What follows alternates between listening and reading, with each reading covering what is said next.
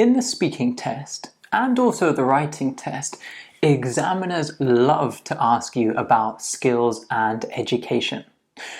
For example, in the speaking test, they might ask you, what skills should children learn at primary school? Or what skills are important for the world of work? Or even, what makes a good teacher? Now, for examiners, these are easy topics. Most of them used to be teachers themselves, and so they are used to having these kinds of discussions. However, for most people doing the IELTS test, these are difficult things to talk about. Maybe you haven't thought about them before, or you don't have vocabulary to describe skills and learning. So in today's lesson, that's what we're going to cover. We're going to be looking at 20 advanced words and phrases that we can use when we're talking about skills and learning. And then after that, we're going to be doing some model answers, especially for the speaking test.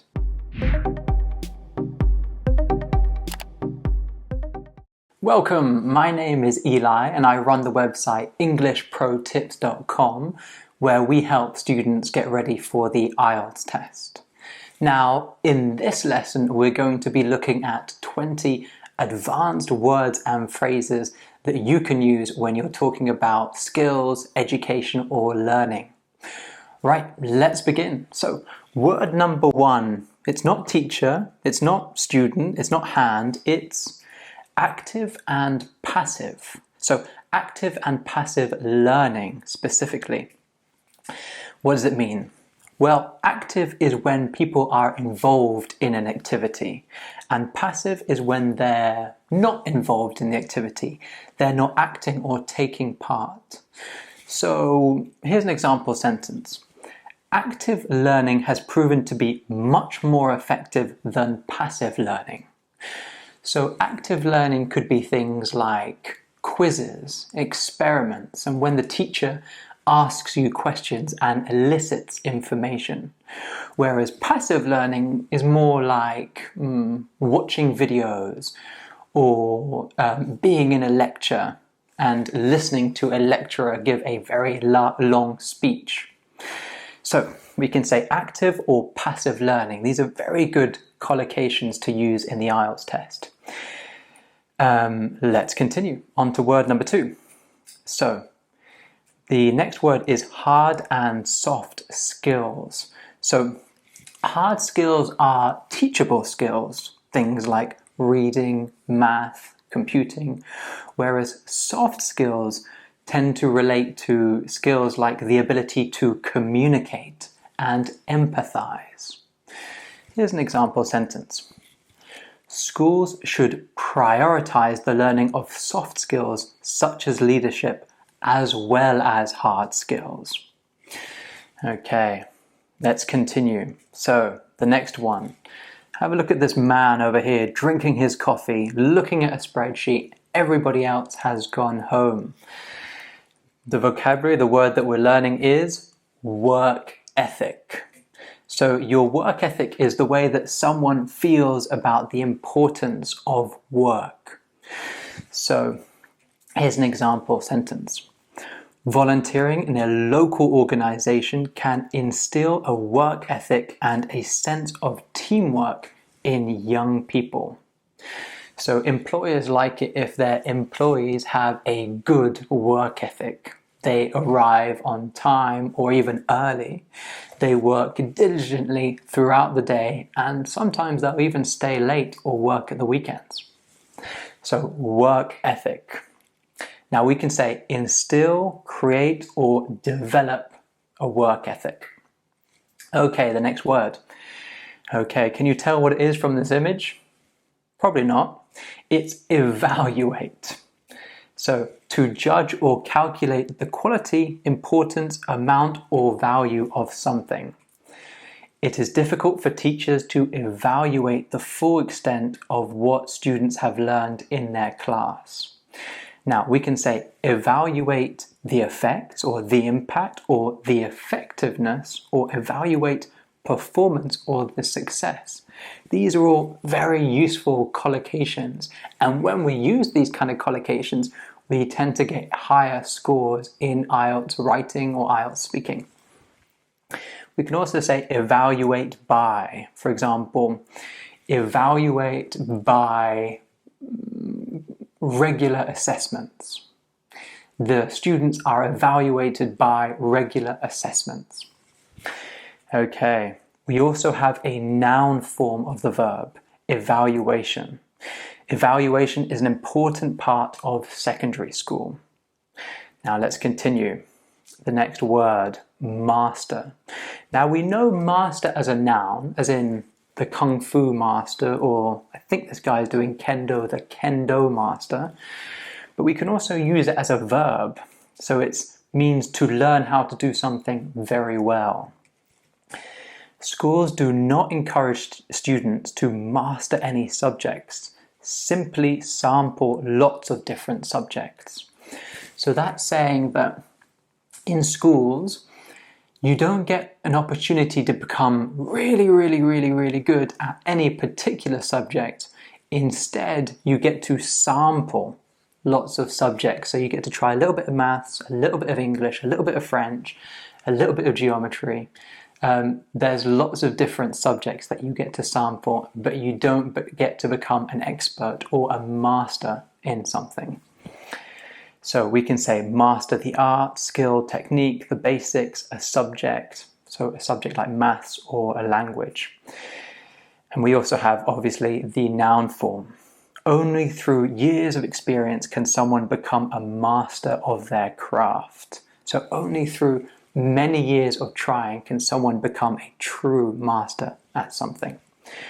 Okay, next we have goal setting. So to set a goal, which means to state a goal or standard to achieve.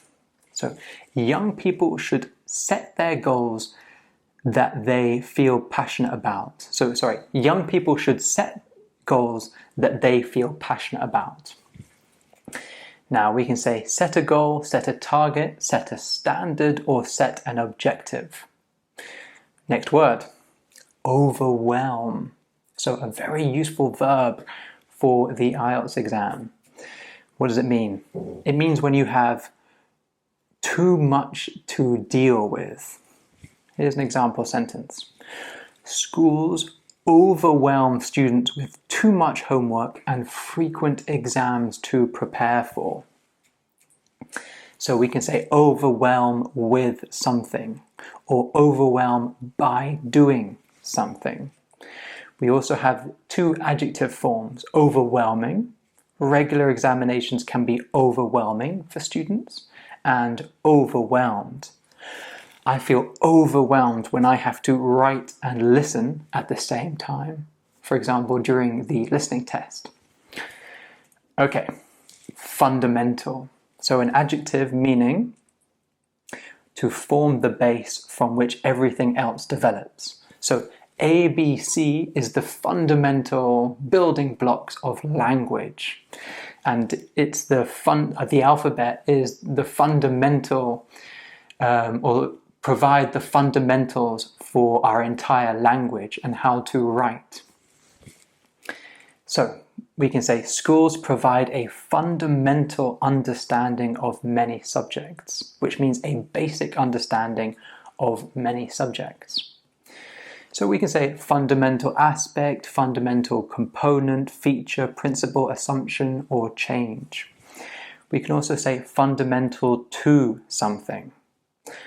Right, and we also have an adverb form, which is fundamentally. So I believe that people are fundamentally good, which means at their core, at their basics, I believe that people are genuinely good people.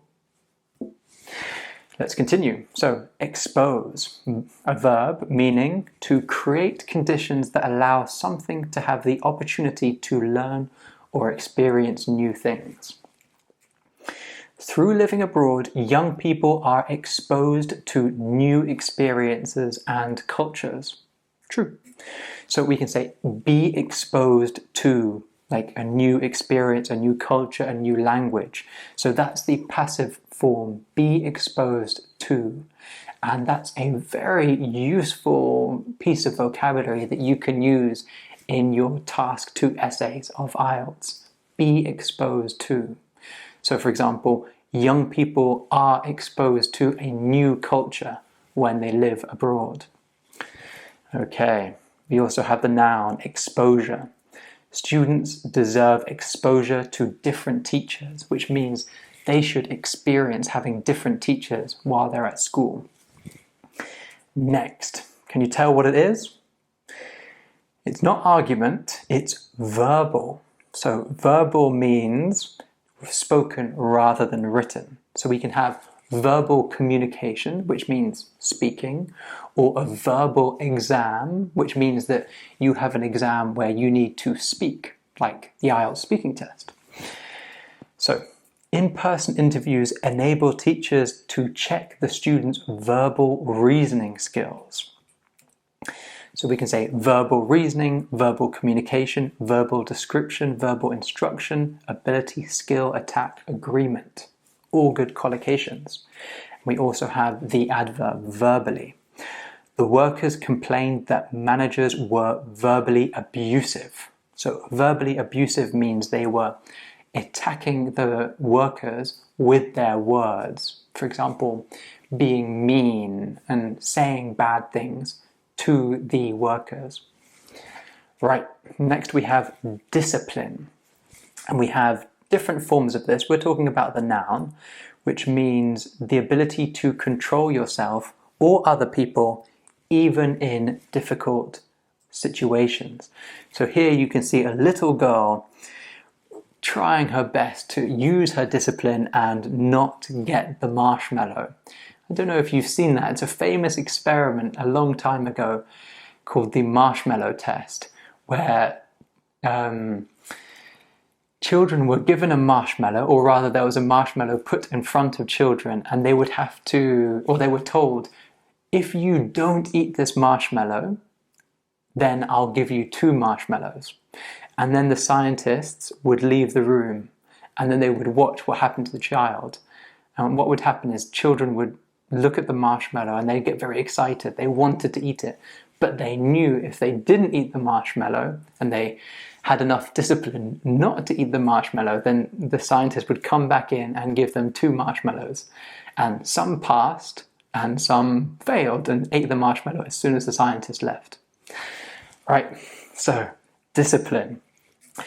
Learning a language requires patience and discipline.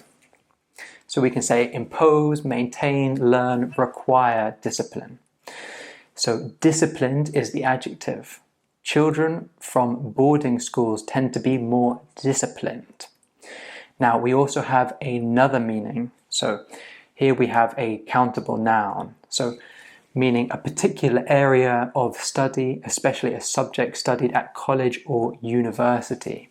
So we often call different subjects different disciplines. Here's an example sentence. Schools simply enable students to sample multiple disciplines rather than allowing them to specialize in the subject that really interests them. That's certainly true. Okay, we can say range of, variety of, or particular discipline. Next, okay, here we have peer. So very useful word for the speaking test and the writing test. A person who is the same age or has the same social position or abilities as other people in a group. So we can say getting help from a peer is easier than asking a teacher. Here we have some collocations: peer learning, peer support, peer pressure, peer review.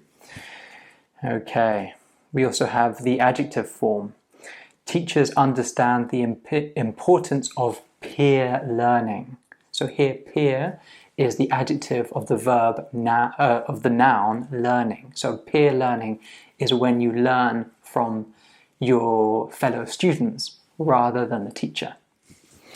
Okay, next. these are different ways that people can learn. So we have visual. So visual learning is through seeing. We have oral learning, which is learning through listening. Verbal is when you learn or you communicate through talking. And physical is when we learn through movement or touch. So schools often cater very well to oral learners, but underutilize physical learning methods. Okay, so that's saying that in schools, lots of teachers speak a lot and students learn through listening to those teachers, but they don't often use all of the learning resources. So for example, there's not very many physical activities where students are having to build things or conduct experiments. Okay, next we have cognitive. So an adjective meaning connected with thinking or conscious mental process. Okay, so while teachers impart information to children, it is their parents who develop their cognitive capability or capacity. So cognitive capacity is a very good collocation for the test. Here are some others. Cognitive ability, cognitive bias, cognitive behavior, development, capacity, approach, process, and function. We also have cognitive decline. So as you grow older, you become not exactly less intelligent, but less abilities related to your intelligence and related to using your brain. We also have cognitive enhancements, which is when things that we do will improve our ability to think and use our brain, for example, with abstract reasoning or difficult problem solving. Okay, we also have the noun form cognition. Meditation is practiced in some schools as a way to improve students' focus and cognition. Let's continue. So, the next we have this. We have intuitive. And you might be looking at the image thinking, well, why does that mean intuitive? Well, that's because people say that it's a fact actually, the right side of our brain is meant to be the side of our brain that uses intuition. It uses feelings, and it's where color is formed and dreams are formed as well. Whereas the left side of our brain is more scientific and more analytical. So intuitive means based on feelings rather than facts or proof. Here's an example sentence. Experience helps people when it comes to intuitive decision making. Right, so we can say intuitive feeling, intuitive sense, intuitive approach.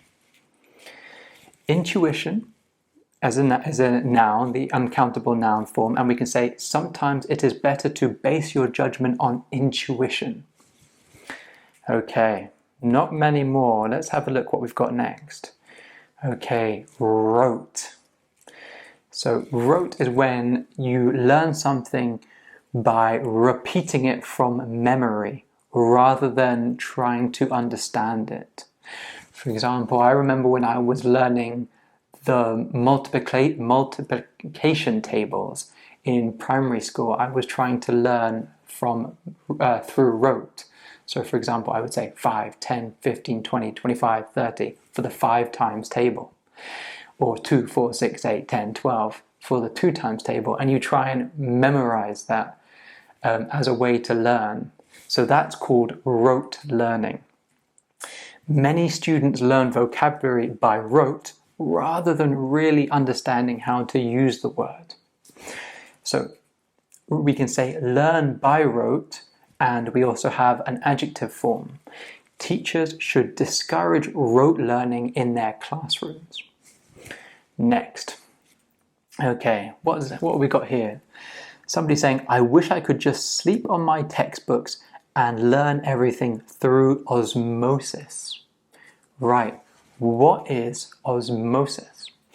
Well, it's a very, very, very, very, very high level word, And it's the kind of word that if you were to use in your speaking test, you would, if as long as you used it correctly, you would really impress the examiner.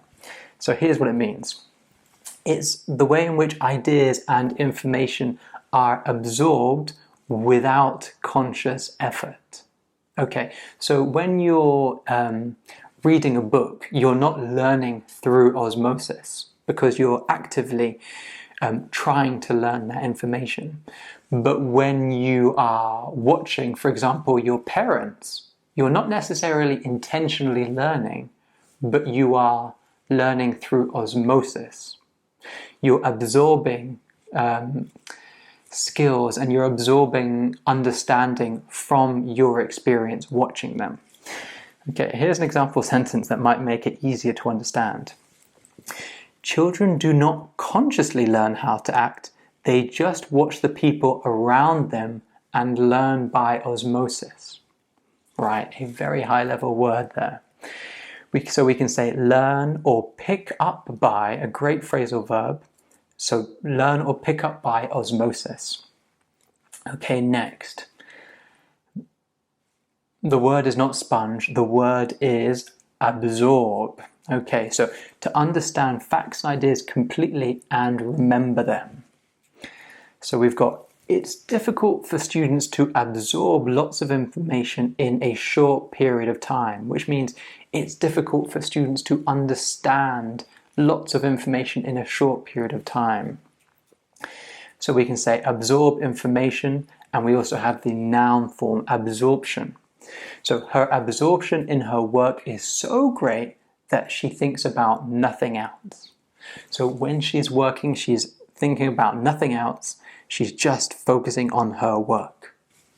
Next. So understanding, that's what we've got, this little mini Einstein down here. Knowledge about a subject situation. Some understanding of grammar is fundamental to learning a language. So we have develop, gain, improve, demonstrate, lack, and understanding. Or we could also say deep or thorough or clear or basic understanding. We also have a verb form. Doing well on a test doesn't necessarily mean that you understand the subject.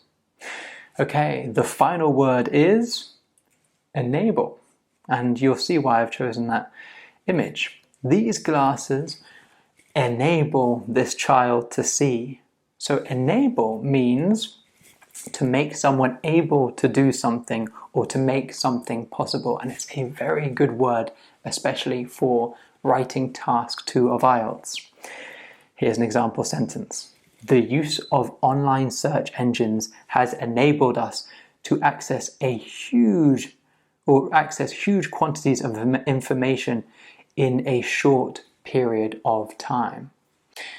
Right, so that's the 20 advanced words and phrases. It's time to look at how we're going to use some of those words in some model task 1 and task 2 answers from the speaking test. Let's get into it.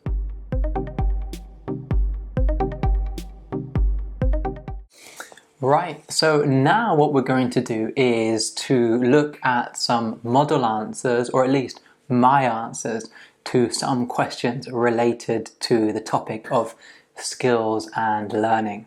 So question number 1 is, do you prefer active or passive learning? So a very typical part 1 question from the speaking test. And here's what I would say. I much prefer active learning. To be honest, I've always been much better at learning new information when I'm somehow involved in the learning process. For example, I watched a load of videos on how to build websites, but it was only after I started to build my first website that I really got to grips with how they work. Likewise with languages, I learn a lot more when I'm trying to speak Spanish rather than when I'm simply listening to it. Okay, so that's what I would say to this question, and we're going to look at some of the language that I used. I said I much prefer active learning. So active learning is what we looked at today. It's the opposite of passive learning, and it's when you typically have quizzes or you're making decisions about your learning. Then I said, to be honest.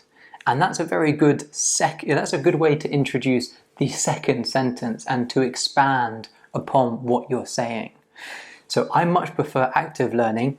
To be honest, I've always been much better at learning information when I'm somehow involved in the learning process. So that's a very good phrase, involved in the learning process. And it means it's when you, the learner, are making decisions and you are learning. So it's similar to active learning. For example, and that's very useful in IELTS speaking test because you're constantly having to give examples about what you're saying. For example, I watched a load of videos, and a load means the same as a lot or many. A load of videos on how to build websites. But it was only after I started to build my first website that I really got to grips with how they work. So get to grips is an idiom that means to understand something. So using an idiom like get to grips is really the kind of language that can boost your score from, say, 6 to 7 or 8 in the IELTS speaking test. Okay, let's look at the next question. Which of these soft skills would you like to develop? Leadership, teamwork, interpersonal skills, or problem-solving skills? Right, here's what I would say. To be honest, I'd quite like to be better at all of these skills. But if I had to choose, I'd probably go for improving my problem-solving skills. The reason is that problem-solving skills are very useful for the tasks that I have to do in my daily life. You see, running English Pro Tips, my website, involves working out how to create new activities, finding solutions to bugs, working out new software. If I had better problem-solving abilities, all of these tasks would be a lot easier. Right, so again, notice the way I say to be honest, and that's again a very useful phrase in IELTS for introducing your opinion. I said, it's a difficult decision to make, but if I had to choose, I'd probably go for. Now, this is a second conditional sentence and very useful for the IELTS test, especially because you're constantly having to make difficult decisions in the IELTS speaking test. They'll say things like, what kind of learning style do you like? And you go, well, I guess there's quite a lot that I like, but if I had to choose, I'd probably go for. And then you're saying what your preference is. So a very useful phrase there for IELTS. Now, a good thing to do is after you've explained your preference, you say, the reason is, and that's what I've got here. So the reason is that that problem-solving skills are very useful for the tasks that I have to do in my daily life. Okay, so the reason is a very useful phrase for explaining why you've chosen your preference. And then right at the end, I say, if I had better problem-solving abilities, all of these tasks would be a lot easier. So again, that's a second conditional sentence and the kind of sentence that can boost my score for grammatical range and accuracy in the speaking test. Next question.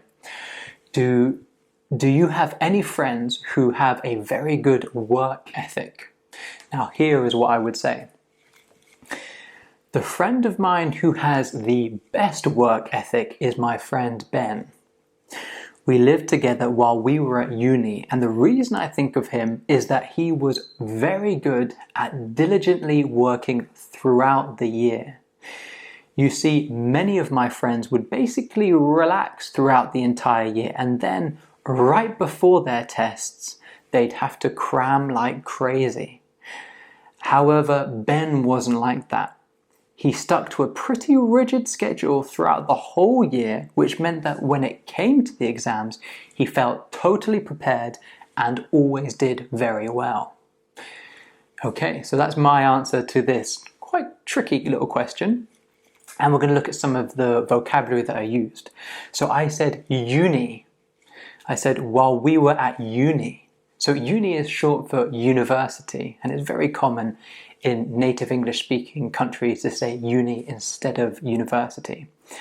Then I said he was very good at diligently working throughout the year. So diligently means like working hard and being organized and perseverant.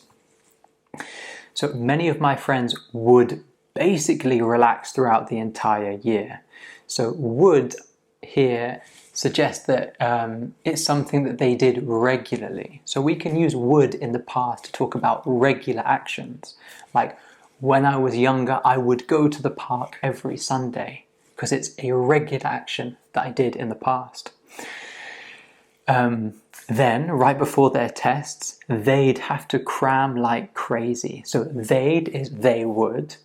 They would have to cram like crazy. So to cram is to study a lot of information very last minute, usually for a test. So if you cram like crazy, I'm emphasizing that they had very little time and they had to do a lot of revision right before their test. And then I say, however, Ben wasn't like that. He stuck to a pretty rigid schedule. So a rigid schedule means a very strict timeline, a very strict schedule. For example, with Ben, he would start work at 9, then he would work until 10:30, then from 10:30 to 11 he would have a break, from 11 till 12:30 he would work, then from 12:30 till 1:30, I remember this well, from 12:30 till 1:30 he would have lunch, or we would have lunch together, and then from 1:30 till 3 he would work again, and then he would stop. So he had this rigid schedule throughout the entire year. Okay, so throughout the whole year, which meant when it came to the exams. So when it came to the exams means when it was the time for him to do the exams. So when it comes to is a good way to express a time in the future. So for example, when it comes to shopping, I always remember to bring extra shopping bags to carry my produce home or my groceries home. So when it comes to or when it came to. Right, next question. Do you think that schools spent too much time evaluating students and not enough time teaching them? So this is a very typical part 3 question that you could get because it's abstract, it's asking for your opinion. Okay, here's what I would say. Well, I think that's the case in some schools, and to be honest, I don't reckon it's a good way to teach. I can't speak for all schools, but I remember that my school was very concerned with getting us ready for various tests. In fact, in some classes, we spent more time doing practice tests than actually learning new information. Okay, that was my answer. Now, there's a few things that I'd like to point out. In part 3 of the test, when you're asked to give your opinion, it's quite difficult to be able to think of your opinion on the spot, especially on topics such as this, like broad topics like evaluation of students. And what you can sometimes do is to break down the question and talk about your experience. And that's what I do here. I say, well, I think that's the case in some schools. So I'm immediately saying, okay, not all schools are like this, but some schools are. And I say, I don't reckon it's a good way to teach, which means I don't think it's a good way to teach. And then a very useful phrase, I can't speak for all schools, but I remember that my school was very concerned with getting us ready for various tests. So now I take this big subject, this kind of confusing and very large topic, and I'm talking about kind of my experience here in order to give my opinion, and that's fine to do. And then I say, in fact, in some classes we spent more time doing practice tests than actually learning new information. So I'm giving an example here. Okay, next question. What advice would you give to someone who wants to master the English language? maybe a lot of you out there will have a better idea than I do, but this is what I would say. I don't know if I'm really the best person to ask. And that's because, well, English is my first language and I've only really learned one other language, Spanish. But what I would say from speaking to friends of mine that speak foreign languages very well is that you need to immerse yourself in the language. For example, my girlfriend perfected her English by living in the US and Ireland. I'm sure her English was pretty good before she lived in the US, but I think that her experience living abroad was what really made the difference. Okay? So this is another very useful technique for when you're asked a difficult question. You could say, I don't know if I'm really the best person to ask. Okay, because often the questions that you get in IELTS are kind of confusing and you might not feel qualified to answer those questions. And so if that's the case, you can say, I don't know if I'm really the best person to ask. And then explain why you're not the best person to ask. Explain why you don't know that much about this topic. So for example, I say, well, I'm a native English speaker. I've never had to learn English, and I've only really ever learned one other language. Maybe a better person would be, these polyglots that can speak 10, 12, 14 languages. So a very useful phrase. Now, what I do afterwards is important. I say, what I would say from speaking to friends of mine. Okay, so now I'm saying, okay, I don't really know the answer, but here are some clues that I've gathered over the years from speaking to people that do know more. And then I explain what I've taken away from those conversations. So I say, you need to immerse yourself in the language. So I'm giving my ideas, but I'm presenting them as ideas that I've heard from other people. And then I have an example. For example, my girlfriend perfected her English by living in the US and Ireland. And I say that her experience living abroad is what made the difference. So make the difference is a very useful phrase to say that that was the effective thing that she did. Right, next question. Have you set any life goals? Okay, these are another kind of part one IELTS question that really stumps you. It's a very big question and difficult to answer in the moment. And I would say, wow, that's a big question. I would say that most of my goals are related to rock climbing. So unfortunately, these numbers and names won't make much sense to you unless you're a climber too. But I've always wanted to climb a 9A. So a 9A is a very difficult rock climbing grade, and not many people from the UK have ever done it.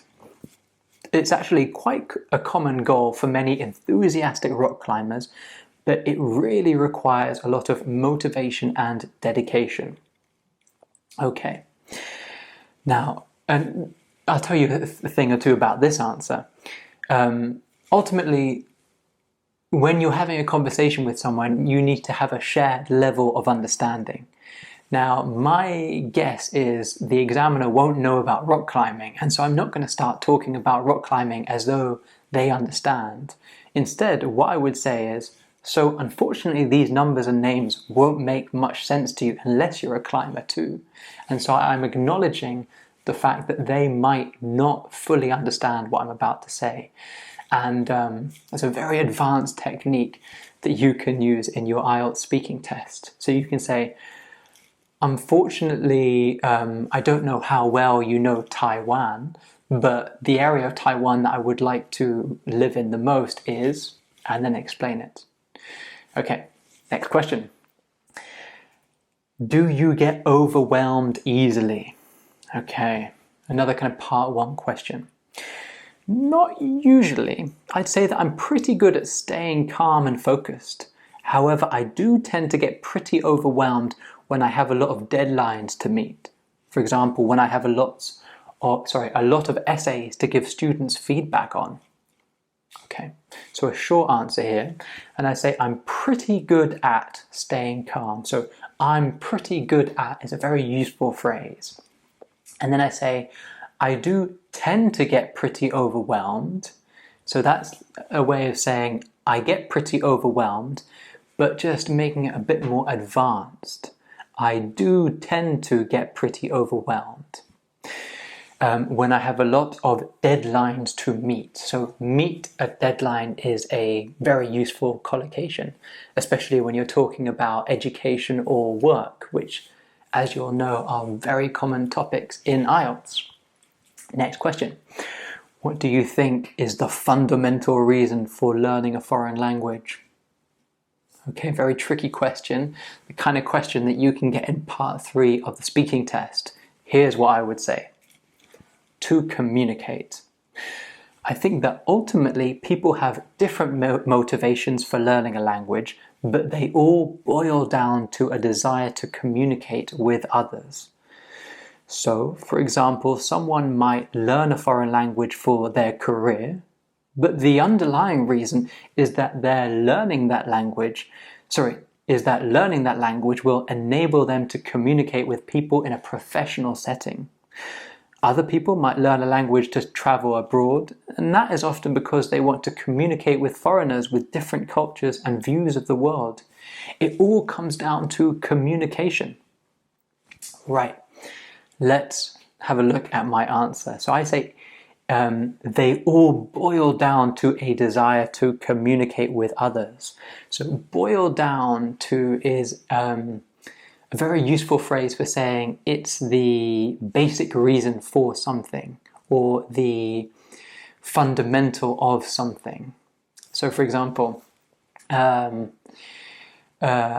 study English every day, but the real reason boils down to a desire to live abroad. Okay, so you're saying, well, what is the basic reason for doing something? Okay, we all need to eat, and that boils down to a desire to survive. So it's the basic reason for why we need to eat every day. And another good phrase, underlying reason. So again, that's very similar to boil down. It's saying, well, what is the basic reason here? And then I use the word enable as well, which means, is the same as can. It means to show the ability to do something. And then at the very end, I say it all comes down to communication, which again is a way of saying it all boils down to communication. It's a synonym phrase, another way of saying the same thing. Right, next question. Do you think it's important for young people to be exposed to different cultures at a young age? Let's have a look. Totally. To be honest, I think that young people can't escape being exposed to different cultures. Whether they want to or not, they'll end up learning about different cultures on television, in books, videos on YouTube and other social media channels. And ultimately, I think it's a good thing that they have this type of insight and exposure to other cultures. Okay, so from this answer, I'd just like to highlight social media channels. So that's social media networks like TikTok, what else exists? Instagram, WeChat if you're in China. These are all social media channels or social networking sites. Next, what ways can people develop their verbal reasoning skills? So remember we said verbal is speaking. So speaking reasoning skills, so the ability to reason with other people verbally or by speaking. So here's what I would say. Tricky question. I guess, like many other skills, the best way to improve is to practice that skill. So, for example, just by having debates or difficult conversations at work or in their personal life, people will ultimately get better. However, if you really want to get better, it's probably also important to reflect on the conversations you have, or even have someone give you advice on what was reasonable or how your words could be interpreted. Okay, so quite a long answer there. I'd just like to point your attention to the tricky question. So a very useful phrase to just give yourself a moment to think about the answer to some of these difficult, tricky, challenging part 3 questions. Next, we've got a few more to go, so big lesson here. Okay, here it is. Do you think it is essential to have a teacher when trying to master a discipline? For example, an instrument or form of art? Here's my answer. I think it certainly helps. Someone learning alone can only get so far. For example, if you're learning the piano, unless you are very, very gifted, you're not going to reach a professional level just by yourself. However, with expert tuition and guidance, you can definitely reach a higher level and increase your chances of mastering that discipline. Okay, right. I realize this video has already been going on for quite a long time, so I'm just going to continue and go through the model answers. Feel free to pause and have a look at some of the language, and even just to ask questions about what some of the language means in the comment section below this video. Next.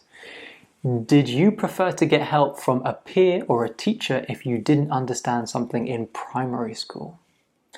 Okay, here's one of those typical questions where you're asked about something that happened a long time ago in the past. So here's how I would deal with that.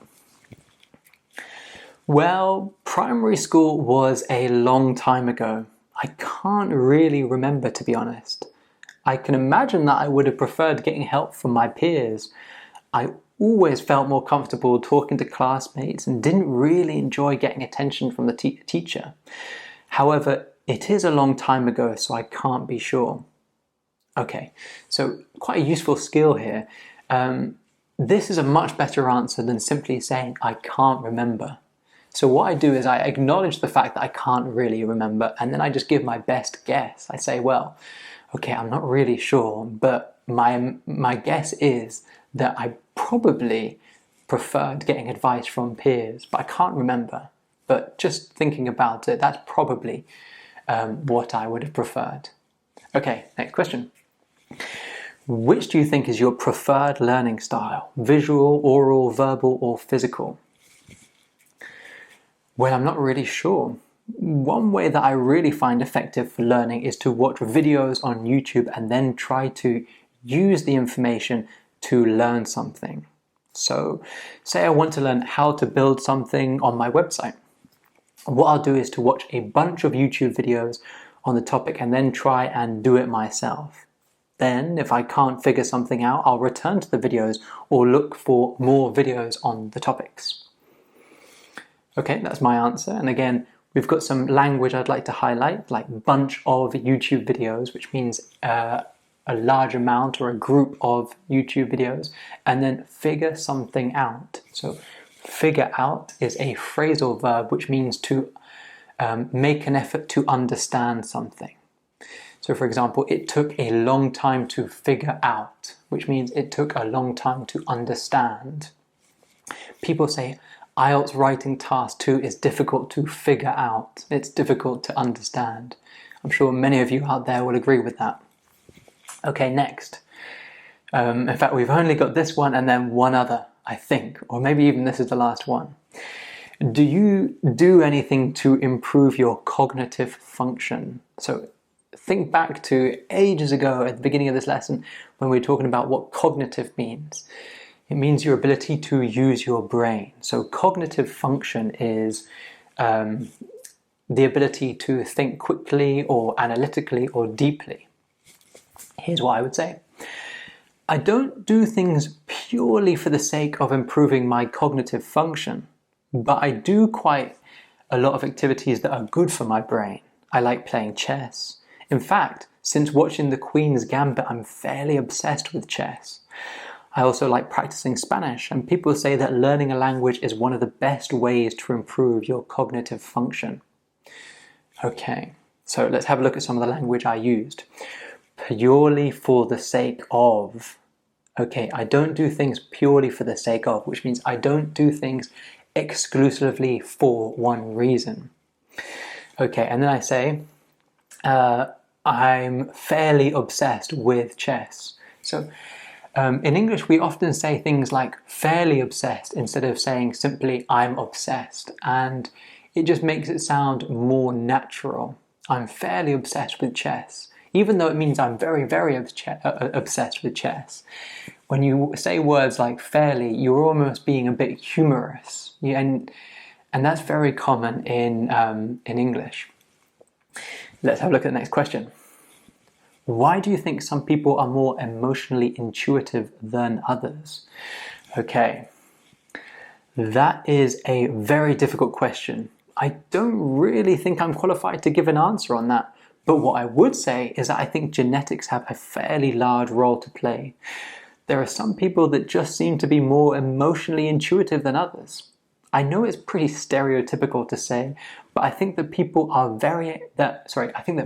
that are very analytical and good at subjects like math or computing don't tend to have such good people skills.